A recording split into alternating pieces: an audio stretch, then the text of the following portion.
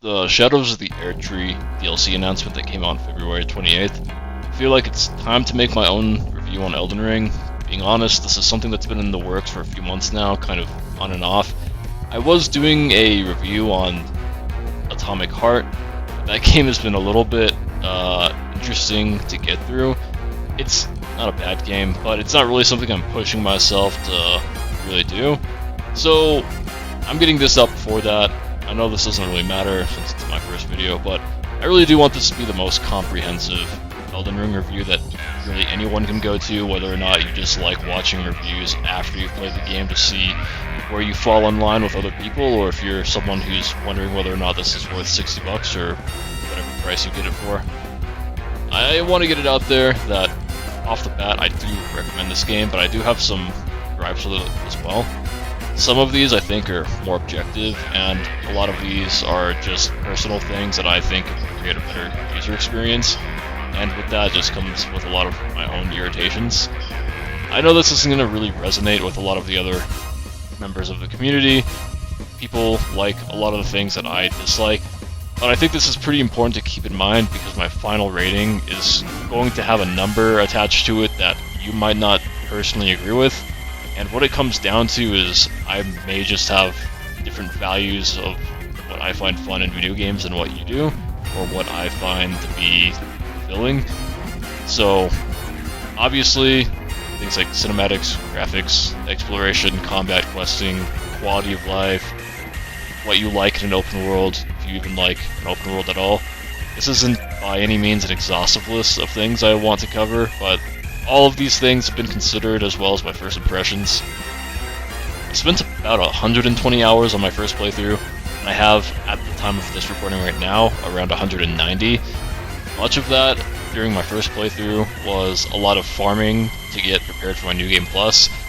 And really, it's also just looking up spells and other items that I was missing, so I wouldn't have to do those in my New Game Plus as well. It was really just a lot of preparation for New Game Plus. And my goals for New Game Plus were two things. First off, I wanted to complete quests that I didn't get to do the first time around, and second off, I wanted a freedom of build paths. So using whatever weapons I wanted without having to worry about where I needed to go and farm, bell bearings or whatever else. I want to start this off with the thing that's most ubiquitous amongst everyone's experience with Elden Ring, and that's the combat. I don't think it's a surprise that FromSoft is in their best form in Elden Ring, and although I don't think it's as difficult or interesting as Sekiro mechanically, which is a game that I overall consider to be a masterpiece, I do think that compared to all the other titles within the Soulsborne family, that the combat is at its finest here. This is part to the wide variety of enemies you'll encounter, bosses and otherwise, as well as build variety. There are several different kinds of dogs with what seem to be like slight variations in behavior. This is like aggressiveness, things like that. Giants, carnivorous birds, annoying as shit flying birds that make me want to blow my fucking brains out. Something that looks like if Deadpool had a baby with a worm. And who can forget World War Hulk riding Donkey from Shrek? Although there are a lot of reskins, there's also a lot of enemies to draw from when it comes to those reskins. There are a few titles recently that come to mind when I think of games that have an absence of enemy variety. Callisto Protocol, Atomic Heart, Cyberpunk, Nier Automata, which, even despite this, is arguably one of my favorite games of all time, if not my favorite game of all time. And there are a lot of other games that fall subject to this, new and old, that I'm just not going to include here. In some cases, I think this is less impactful, and I want to get into that. In shmups, shoot-em-ups for those who are uninitiated, you more or less just fight the same ship that shoots at you, but you can think of these patterns themselves as different enemy types you'll encounter throughout your playthroughs. Toho, for example, is a bullet hell that more or less has throwaway enemies until you get to bosses. This is assuming you're familiar with shmups and are fitted. But being in the genre of bullet hell, you're not really fighting the enemies. Fighting are the projectiles on screen, and although those are produced by a small variety of enemies, there's a demarcation between those enemies in one portion of that stage and those same enemies in another portion of that same stage, or in some cases, even other stages. The enemies themselves are the bullet patterns that you see on the screen, and every moment you're progressing through a stage, you're getting unique enemies in that sense. If you've played games like Ikaruga Ruga, Crimson Clover, Dodonpachi, Ushihime-sama, Zero Ranger, Danmaku, will be more familiar with the approach of how you're supposed to interact with certain bullet patterns, and that remains true with Elden Ring as well if you're experienced with other FromSoft titles. On the other hand, sometimes the environment is an enemy itself. Ender Lilies is a 2D action platformer where the enemy variety isn't bad, but it's not necessarily large either. What's impressive about this game, however, is how it forces unique approaches to different rooms with enemies you've seen before within that biome. It's a masterclass in how you can recycle enemies in a way that feels new and challenging, and every room has some way you can optimize traversing it. I think this is somewhat lost in Elden Ring, and really only has a few instances where I really feel like the enemy placement within the environment is a part of the encounter, and not just another throwaway. The Shadow Imps and Shadow Cat Golems, I guess is what they're called, where you have to draw them into the light when you go into those dungeons to unimpede yourself. The Laser Golem on the Caleb Cliffside, which not only has a unique moveset amongst all of the other golems, but also has a fuck ton of health. The looming threat of being knocked off the cliff because of its knockdown is an inherent part of that fight, and doesn't become very threatening if you find yourself doing the same fight on a flat plane. And a lot of this is also exacerbated by the FOV as well. There's also this guy within the Divine Tower in Caelid, who basically becomes immune to magic because the center tower blocks him from a line of sight of being able to spellcast. It also just blocks spells by itself, and you can't really do anything to get through it. You can see here with the lightning that this doesn't really hit him. Flame of the Fell God doesn't really hit him. Just nothing really hits this guy. You just have to run through him and hit him yourself. You can't really dodge him very well either. I mean, you can, but dodging when you're on such a narrow platform really is just kind of asking to die.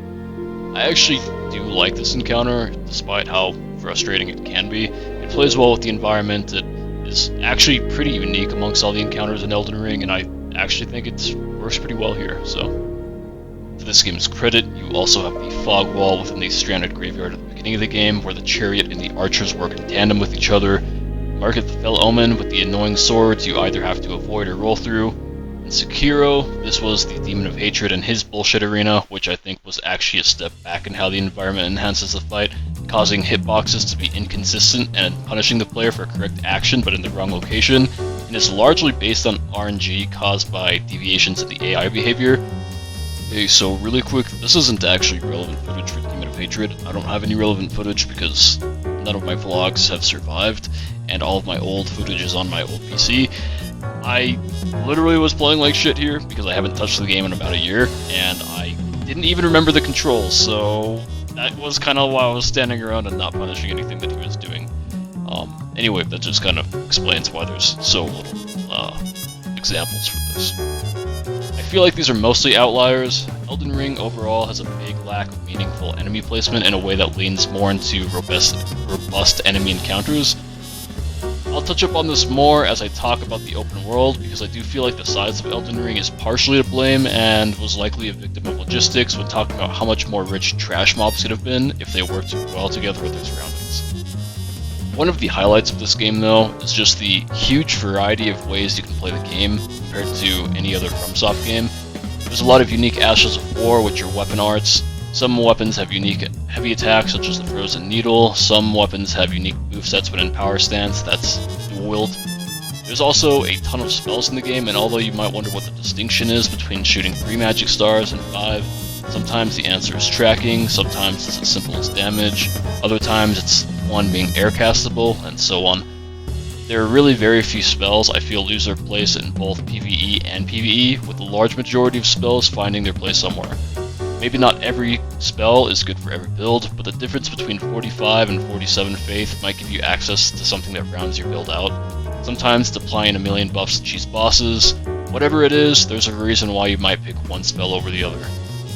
Armor is another thing FromSoft approached very well in this game. In games such as Fallout, World of Warcraft, Final Fantasy XIV, or literally any MMO that you've ever played, there's almost some analog for the equipment that you have on now, but better. Although this can be true in Elden Ring, that's not necessarily the case, and I would argue is almost never the case. How you choose to allocate points into endurance might affect how you allocate points into your DPS related stats, being strength, dexterity, faith, and intelligence.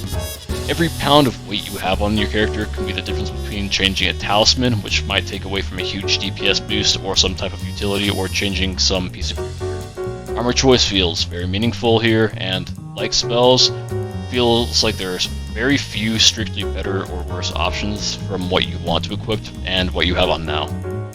There's also the option to alter armor that becomes more meaningful in New Game Plus, since you'll have the commodity of owning different versions of the same armor sets with different stats and weight to accompany these stats. In these cases, the choice is often one of aesthetic preference, since all of the alterations have visual characteristics that have been either reduced or changed and have reduced stats for the trade-off of reduced weight. The use here is less about versatility and stat spread across all armor pieces, and more about having a choice in visuals between two armor pieces from two different sets that are functionally the same pieces of armor. I wanted to detract from the analysis for a second to talk about how some of these things have affected my first playthrough, and how that segues into another point I want to make. In my first playthrough of Elden Ring, I was aware of the incantations from choosing the Confessor class, and I wanted my build to be based around that. I'd left the tutorial area after beating the Grafted Scion and went straight to Stormvale Castle, beat Margit by level 12, beat the area by level 15, and then made my way to the Beast Clergyman Temple, where I stepped outside and saw the Blackblade Kindred for the first time. This guy looks absolutely fucking crazy, and I was inspired to look up him online just to see what he was all about, and saw that he dropped a weapon called the Gargoyle's Blackblade. It happened to have stat requirements that I was building into, and ones that I could also meet fairly quickly. This took me the better part of 3 hours to actually kill this guy, since each attempt took me near 40 minutes to actually kill him. Everything killed me in one hit, since I had almost no points invested into Vigor, with the mentality that if you perfect a boss fight, you should never be hit by it unless some type of RNG is involved. Remember how I mentioned the Daemon of Hatred in Sekiro? This is a fight with some RNG because of how the terrain affects hitboxes, just not as pronounced. I was only doing around 128 damage every time I got to punish him with my broadsword, which is the main reason why killing him took so long, and he has very long gaps in between when you're actually able to punish him as well. This meant I had to have perfect play against him for each 40-minute attempt, because any mistake meant death, and I am now probably the foremost expert on this guy. After my acquisition of this weapon, I continued putting points into Faith, expecting a payoff, but I felt like it was a stat I barely utilized until a little before the midway point of the game, and the only use I got out of it was increased healing and increased damage on the Gargoyle Blackblade's Ash of War Corpse Wax. This is entirely just because I wasn't finding any spells I could use, and it wasn't until I started backtracking into prior areas that Faith felt a little bit more meaningful. But all the levels I'd put into Faith felt really bad for the first 40 hours or so, and I felt pretty underlevel despite having a really powerful early and mid-game weapon. In fact, I really was underleveled.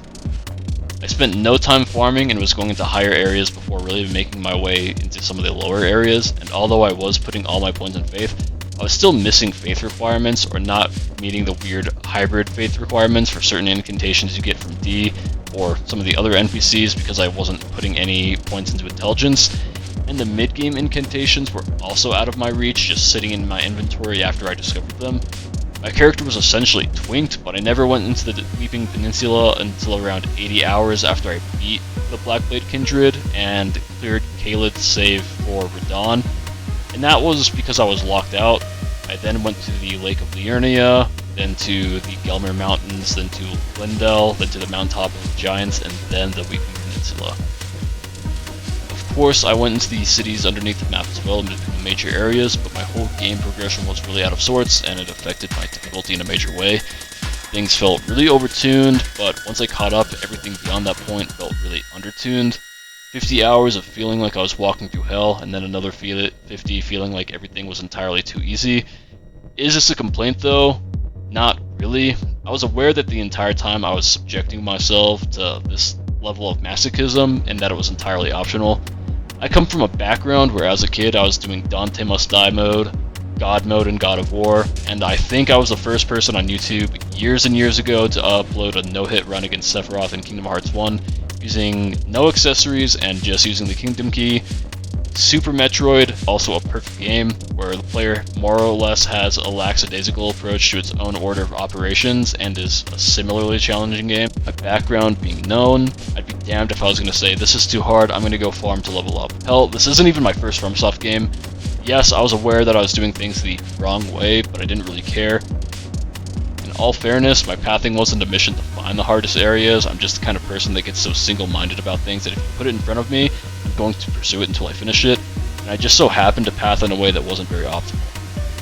My experience was mostly created on my own, and although I did enjoy the challenge, I can also recognize how many people would be confused with how the game is intended to path you into areas that are appropriately scaled for the player. In another fresh playthrough, I went through what I thought was the intended pathing, and this time I fought the Blackblade Kindred at around level 60 with the Magmaworm Scale Sword, also with the knowledge of where I should go beyond that point. My experience felt much more tailored and cohesive, but again, this is based on the knowledge I had from a previous playthrough and not something I could expect anybody else to have. For some people, this could be a huge waste of time if they're not sure where to go, fighting things that are overly punishing and then getting to a point where, like me, the content felt entirely too easy and was also disappointing, just in the opposite direction. Although the game felt trivialized because once I defeated Rykard and got the Blasphemous Blade, it took every boss and every trash mob into charcuterie. I basically never use this weapon anymore because I think it's the undisputed king of PvE content. The purpose of telling you this is because another one of my complaints with Elden Ring is the exploration. I think I've made it pretty apparent how one player's experience progressing through the world might differ completely from someone else's, and how that may or may not be a bad thing. It's really just up to your preference and whether or not the experience you stumble into is one you enjoy. I mentioned Super Metroid and how that game is really self-tailored and you can complete that game more or less how you want. The difference between Super Metroid and Elden Ring though is that one has RPG elements and that the enemies scale differently throughout the game, whereas Super Metroid more or less has enemies that scale with the player. This does lead into issues with the continuity of questing probably being the most important interface with lore in most explorative games, whether they be MMOs, open world RPGs, immersive sims, etc. The way Elden Ring approaches this is that most quests are started in key areas you're probably going to be going through.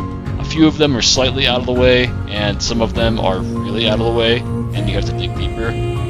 Honestly, I like that. It gives a big feeling of variety in the open world. There may be a quest that feels out of the way because you're finding someone who's reclusive, and the subject matter of that quest plays rather nicely with that. Other times, you'll be in a populated area, and that's fitting for the people that you're doing things in this world, because naturally, if they're trying to find someone to do their errands and be their errand boy, they want to be in an area where they're going to find people. What feels bad, though, is that based on how you progress through this game, you're going to be locked out of quests. This is most notable with the burning of the air tree, and a handful of other quests that might end because you kill an NPC while you're out exploring or doing some other random thing. Although this can make the world feel like it's acting in somewhat real time, being realistic doesn't necessarily make it good game design. I'm playing a game so that I can experience the content, and to me there feels like there's no trade-off like what you'd get in a game such as I Divine Cybermancy, where you might lock yourself out of one quest because of the actions you take, but the circumstances surrounding your choices open up other quests. In this way, games like Morrowind, which I would argue is the only immersive sim in the Elder Scrolls series, has not only an open world that is equally large as Elden Ring's and one that you can just as freely explore at any level, but it doesn't punish the player by one-sidedly removing content. Content is removed, but again, it's replaced with something else. Your choices and stats, your starting sign, your race in some cases, the breadth of dialogue makes it so that there are so many ways to approach questing for a game that released in 2002 kind of shits on Elden Ring. It should also be noted that Morrowind was Bethesda's last leg at the time of development, and the failure of this game would mean the closure of the studio. They rubbed their pennies and their minds together and did more 19 years ago than what Elden Ring has managed to do with their current standards of gaming. I believe this is just bad game design to punish players for choosing to experience your open world, an open world that is more or less unrestricted, by removing content. In Elden Ring's defense, I discussed this with a friend of mine who has a different take on the issue, or I guess the matter if you don't think it's an issue. He basically said that, whereas I felt like the open world was stunting my accessibility to quests, the quests were hindering his enjoyment of the open world, that every time he wanted to go and look at something with Torrent, he would be detracted away from doing things that he was expected to do, and I think that's a fair perspective. It's not necessarily a sentiment that I agree with, but it was very eye-opening in terms of how two vastly different experiences can come from two different players. Mind you, we've been friends for over a decade now, and we've spent literally hundreds of hours playing Final Fantasy XIV. We've also played Torchlight 2, Titan Quest, currently we're playing Divinity Original Sin 2 as I'm making this video. We've played Rust and Escape from Tarkov, although admittedly not as much because I don't like the crafting and resource gathering in those games, and it's generally just game design I stay away from, whereas he's a veteran in both of those. The difference here between games like Rust and Escape from Tarkov is the very risk of losing things is built into the experience, and the gameplay loop is entirely built around losing content and creating more content and depriving people of their content. It is a very dog-eat-dog type of experience, whereas Elden Ring doesn't really lend itself to this experience and doesn't try to. We also have played a lot of survival horrors, such as Elisa, Galarian's Resident Evil. We've played games like Metroid and Castlevania. In all honesty, we also probably have more game time playing JRPGs than most people probably have playing games in general. Why is this even pertinent? Well, it's because I have a frame of reference for what I feel like is good and what I think is good in backtracking in survival horror and Metroidvanias as well as RPGs.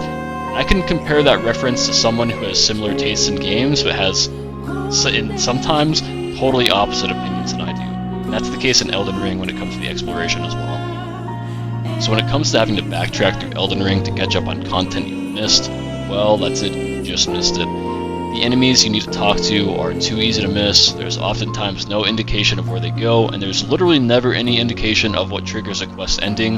You have to rely on community contributions and how to access these things in the future so you don't miss them a second or a third time, and it just puts you in a position where you get hit with spoilers because you're not really sure what you're reading until you read it. The moment a game requires you to outsource information, I think that's when it's failed on some front. That's not to say that the game itself is a failure, and that it's not a failure when extracurricular activities, such as speedrunning, which are by nature community-driven, and therefore rely on community communication if not solely to verify the authenticity of runs or extra challenges, such as no-hit runs, and why that might matter to people if you're stuck doing things like MGS2 European Extreme.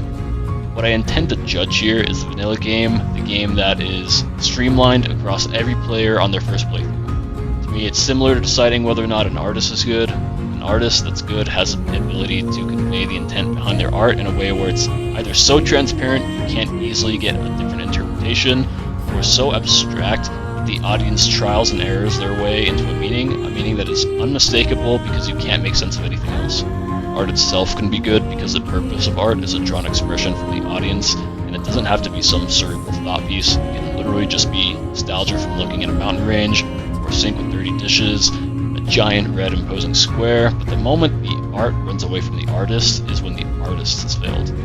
Failed not in the sense that they didn't create something meaningful to somebody, but failed in the sense that they failed themselves and what they set out to do.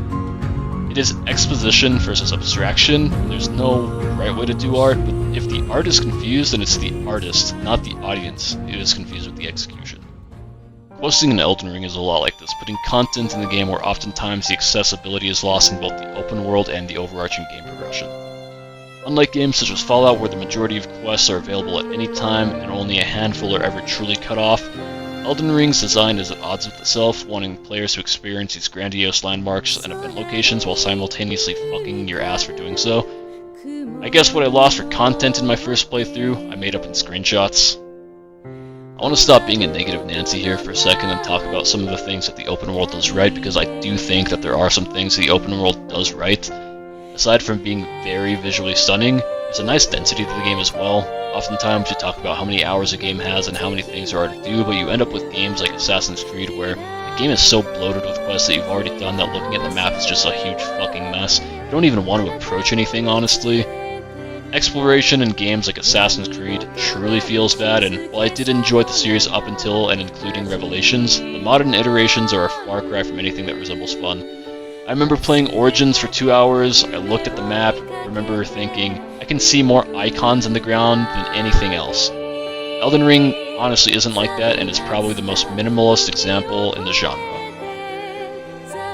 In terms of an immersive sim or RPG that previously held the title for the least hand-holding in an open world, it's one that I had mentioned earlier, and that's Morrowind. This is another game that didn't really feature location icons, it didn't bar you from exploration, and there are ways you could gimp yourself into higher level areas that if you had the know-how or happened to like the idea of sneaking or lockpicking on your first playthrough, which is honestly the approach that I took my first time. The quest log was also a physical journal that recorded quest information in the order you discovered them, and you had to physically turn the page it was recorded on to be reminded of what you're doing, and in Elden Ring, you're left with even less, and I think that's a very special type of charm. Every scene you come across, every crag, every mountain face you scour to find an entrance, underground cities with the vestige of a cosmos overhead. It's an open world that's bustling with new areas. You can ride Torrent for 30 seconds and almost always find some type of new item or an NPC that has an implied fate, the ethereal remnants of painters, corpses left from a war that scarred the geography, or a blighted source sprouting and taking root from the slaying of a god. Not only is there so much world building from the leftovers of a place that is now hollowed out, but there are things to do in Elden. Very little of the game feels like downtime aside from farming, and if you're looking to dump hours into a game because that's where you feel you get your money's worth, this is definitely a highlight. There is some bloating in this game. Again, reskinned enemies, caves are all more or less the same, but most open world games have this issue, and it's something the industry hasn't mastered yet. I can't hold it too harshly against FromSoft. I think this is something that you're more or less going to have to judge against your own tolerance. My favorite thing about Elden Ring is hands down the lore. There are definitely going to be a fair amount of people who walk away thinking that the gameplay is the most compelling part, but to me, it's the same derivative, proprietary gameplay FromSoft has had for years now. More or less, if you've played any of the other Soulsborne games, there's no one reinventing the wheel here, and honestly, I don't think there needs to be. I addressed this earlier, but I want to reiterate that, Sekiro aside, this is the best combat FromSoft has had in any of these games. It's good, it's definitely better than a lot of things out there, but I personally feel like my takeaway isn't the combat, and I could name a lot of other games that do it better, and honestly, the stat system is mostly just serviceable. With that said, much of the lore is locked behind real-world knowledge of etymology and folklore. You can experience certain things on a very baseline level and then think, oh, that's cool, but there's going to be some exposition that exists solely within the game, and you don't need to draw any prior experience to understand. But you'd be wrong if you think that you're going to understand most of the lore within this game without knowing about things like vanitas, Japanese folklore, what the hell Plasudasax even means and why you should know, alchemy, and the concept of rebus, and so on.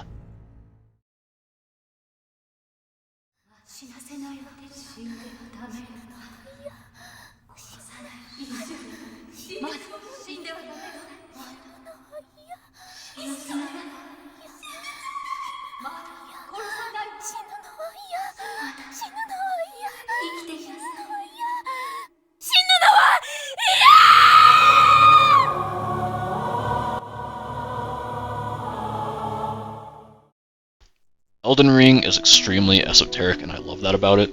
Every time I think about Elden Ring, I rack my brain trying to find out why someone on the dev team decided to put this element in here. It feels very human, it feels like you're interacting with human thoughts, and in a way that makes the game very social, and that's because activities such as reading is a very intimate interface between one person's thoughts and your own, but you miss out on that if you don't know where the intentions in the lore are drawn from.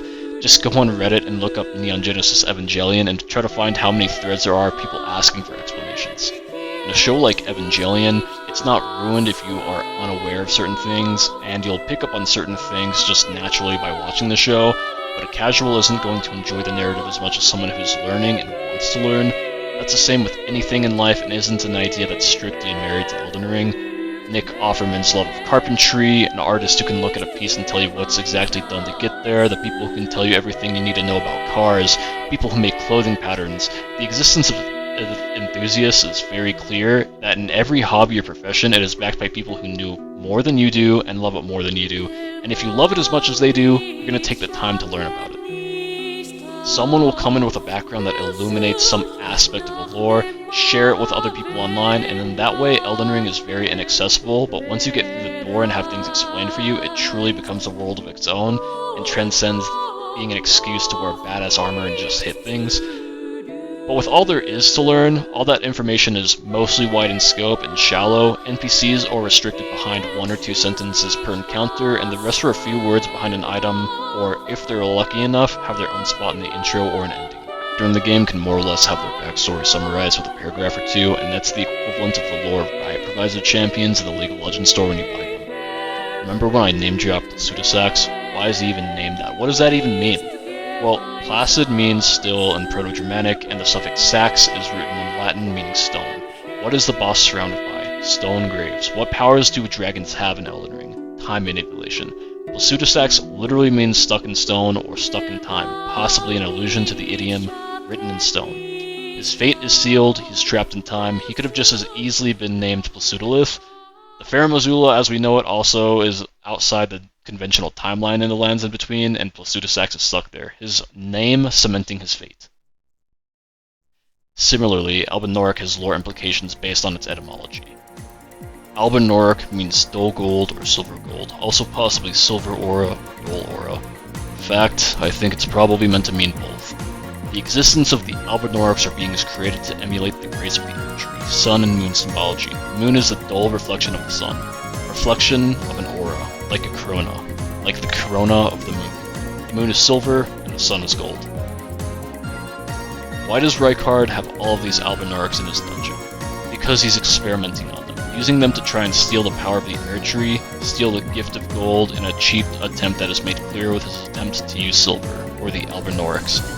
It fails, and so he moves on to new generations of the Alban Noriks, and eventually the failure of 3 generations leads to his merging with the god-devouring serpent. So how could you expect to know any of this? Well, I don't think you could, and that's why I think that you can't truly say that the game has incredible lore, because at surface level, I think it's honestly pretty average. It's not really until you dig deeper that this knowledge facilitates something that is truly special, though. I don't think the writing is lazy. FromSoft has just done their typical thing and stylized the storytelling in a way that is intentionally nebulous, and that's not something people will have the chance to enjoy unless it's spelled out for them, because, like many other things in this game, how is a user expected to know these things? Again, it's not bad, it's just inaccessible. I do have other little personal gripes with the game. I will never think that corpse running is a good mechanic. I don't think it adds difficulty, and it just becomes an extra chore that becomes irritating. If anything, it deters players from enjoying content, and why would you do that? I don't think games should ever disincentivize players from content. If anything, the difficulty just seems artificial at best, and at worst feels bad when you die from something like an environmental hazard. It just plays poorly with the amount of farm needed to play the game if you want to go for new weapons and New Game Plus, and it's going to cost you at least 20 million runes for the materials, and that's after you've already beaten the game. I spent literal hours farming because I wanted the freedom to change my weapon at any point after my first completion, and although weapons are optional, I feel like being able to change your build on the fly is part of the replayability, and I don't understand why you have to spend so much time farming just to change your weaponry. Seriously, farming and upgrading weapons can just be done away with. This isn't even a FromSoft issue, it's an industry issue, and it leads to inflating game time, and I don't really care about game time being inflated, and it's one of the reasons why I gush so hard over shmups, because that's a genre that is explicitly about 100% uptime and no bullshit. Skyrim doesn't need it, Kingdom Hearts doesn't need it, God of War doesn't need it, and Elden Ring certainly doesn't need it either. Let the weapons scale with the player character and trim the fat from a mechanic that's so unnecessary and arduous. PvP is also unplayable because of the lag. The amount of times I've been hit with phantom weapons or hit with weapons from what seems like miles away, the amount of times I've been seeing people skipping running animations and just running faster than I am despite having a fiber optic connection is insane. You never know where a player is, and so your timing is always off, but it's never consistently off as there's no ping indication, so hitting people turns into a guessing game. Maybe this is a server issue, maybe the game just has shitty infrastructure that promotes packet loss. It doesn't really matter. I would just recommend staying away from PvP, especially since there's no incentive aside from the experience itself. Between the lag and people exploiting you, emoting at the beginning of duels to get a free cast or just charge at you, nothing about PvP feels good, and the concept of sportsmanship doesn't really exist to these people. It really only feels good once in every 10 games when you get a decent connection, and honestly it's pretty fun teabagging people who disrespect you, but it's a novelty that's worn off for me. I would take it more seriously if things were at least a little more consistent. It doesn't even need to be better, just more consistent. I'm not even going to bother mentioning invasions either because it suffers from the same issue that arena PvP suffers from. And there's also a major bug that people are just exploiting. It's also the nexus of contention, and I don't want to get into that topic, but I'll just indulge it by saying I personally don't like invasions. Just the whole structure of it seems very one-sided for either people defending or for people invading. The lock-on and switching target systems are still shit and just don't work 99% of the time when it's technology that has been mastered since the PS2 era, if we ignore games like Red Ninja. And FromSoft also just needs to remove platforming from their games altogether because it's just strictly the worst in the industry and there's no comparison. The final complaint I have is the magic system and how I think that could have been handled better as well. I don't really understand why incantations and sorceries share the same spell wheel and cycling through spells, but a nice quality of life would be to have the game automatically switch depending on what's in your offhand. In the case of having a seal on one hand and a staff in the other, this could also be solved by holding up on the directional pad as opposed to tapping to get the opposite set of spells. Other solutions could be approaching it how Elder Scrolls Oblivion handled it, where that game had an 8-way directional spell wheel that would appear as part of the UI, and you would either use your analog stick or mouse to select the desired spell. Kingdom Hearts had a spell menu accessed through a hotkey, where you'd then press the correlating primary button if you're on pad or whatever key if you're on keyboard. Fable handled their spell system in a similar way to Kingdom Hearts, where the spell menu was accessed via a hotkey, and you could use a primary button to cast a desired spell, with the addition that while you're in the spell menu, you could cycle through other spell menus. Again, these are examples of much older games that found solutions to the problem that Elden Ring has in the current age of gaming. Many of these didn't require any slowing down game time, none of them required you to pause your game, which also I'm not really sure why this isn't a feature considering Sekiro had it and nobody cried about it when it was in that game. Overall though, how do I feel about the game? It's a pretty good game, but has some glaring foundational issues and some minor quality of life ones as well. Obviously, how you feel about these are going to be dependent on the meaningfulness of them, and you can adjust my rating just based on how off the mark some of my talking points are, compared to how you feel. I do think it's fun. I'm going to be buying the DLC, probably going to be playing it on day one as well, and at some point I do aim to get all the achievements, but I'm not in a rush to do so. Right now, in its current state, I'd say Elden Ring is a solid 8 out of 10. It's definitely a game I'd recommend to most people, aside from maybe for someone who's short on time, in which case I don't think it's appropriate. I know in my personal life there are periods where I only have time for games that are like 30-hour games, and sometimes I don't even have time for games at all, or if I'm stuck with other hobbies and trying to catch up with other things or catch up with friends, those might be times when I maybe don't want to play a game where I'm spending 100 to 200, or I know a lot of people have up to 400 plus hours. It's definitely not a game you want to be visiting if that's your point in life, but for anyone else, I would say if you like action games, this is definitely highly recommended. Ultimately, I think the game would benefit from having a smaller and more concise map size. We could do without so many reskin bosses, and enemy variety and enemy encounters could just be more rich in general. It would also mean that the dev team would have to develop and playtest less areas, so that time could be allocated into quality elsewhere. Anyway, that's really all I have to say about that. Subscribe or leave a comment or whatever. See ya.